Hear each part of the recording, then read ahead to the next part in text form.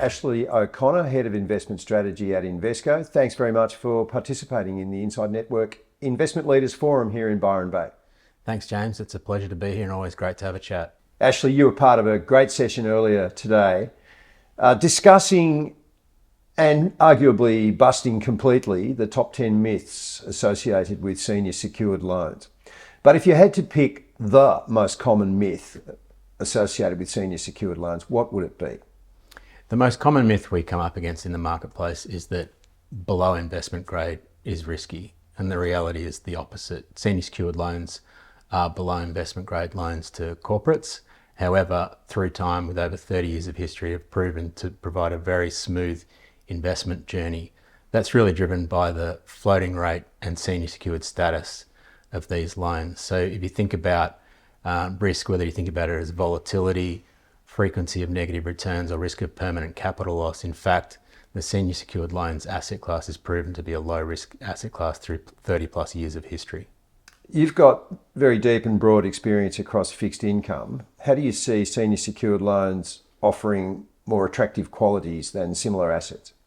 So I never think about things as being more attractive or better. I really think about it as being complementary. And so in the case of senior secured loans, can be a great complement to traditional bond exposures by providing floating rate, high level of income and a senior secured status. And in terms of the loans complementarity to some domestic private credit exposure, senior secured loans offer a global opportunity set in a much larger, more liquid market and have over 30 years of history, so you know what to expect. And so I see it very much as complementary to other exposures in portfolios. What role can these loans play within a broad fixed income portfolio, especially given the uncertainty around where interest rates are headed? Yeah, so I think everybody's trying to predict where rates are heading, but I think our view is that they're going to remain higher for longer, and loans are currently producing about a 9% coupon. When you think about the asset classes trading at currently 96 cents in the dollar, it's very comfortable for an active manager to put together a diversified portfolio of loans expected to yield over 12% per annum over the next 3 years. So the role that I see them playing is very much that elevated level of income in what is likely to be a high interest rate world. But because the coupon is so high right now at sort of 9%, it means that you've got a great buffer. And so even if rates come down a couple of percent, you're still getting very solid income. Even if there is a rise in defaults or a challenged economic environment, you've got great buffer to your return. So if you've got, if you're getting income in the order of about 9 or 10%, you've got to have a pretty significant capital decline in order to even be entertaining low single digit returns. Events like the Inside Network Investment Leaders Forum involve a community discussing and reflecting on a range of issues relevant to client portfolios.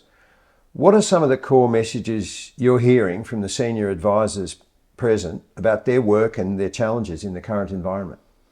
The biggest challenge looking forward is that I think there's acknowledgement that we're entering into an environment that's likely to be vastly different to the environment we've enjoyed over the last few decades. And so that just means that as investors or as advisors, you've got to really think differently in terms of an ability and willingness to create different portfolios to what you've done in the past and what perhaps your peers or competitors are doing. And so one of the challenges with that in doing anything new or different is this concept of sort of career risk and recommending for your clients to go into new or different areas that you haven't done in the past. And the challenging part there is around entry point and timing that. And so that's the big risk that advisors are facing at the moment. So I'd very much encourage, if you find an asset class like senior secured loans where you believe and buy into the long-term benefits of it in terms of the floating rate, high income, senior secured status and the diversification it brings into a portfolio, then don't get too cute around entry point.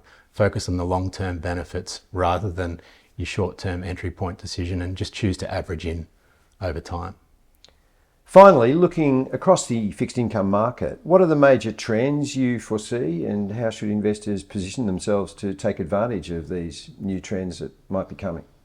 Well, the big one we've discussed, obviously, in terms of trends going forward is the rates being higher for longer. I think that means that senior secured loans can provide a great role in terms of that high level of income in a high interest rate world. But I think it's really important, as rates do ultimately decline, that investors have a variety of levers within their portfolio. And so a role we see senior secured loans as playing is if you've got your traditional bond manager that's heavily exposed to duration and interest rate sensitivity, and then you've got a dedicated senior secured loans manager that is floating rate, at least that provides you the ability to tilt between those two over time, depending on your own view around rates. And so I just encourage advisors to have those levers at their disposal as the environment changes going forward.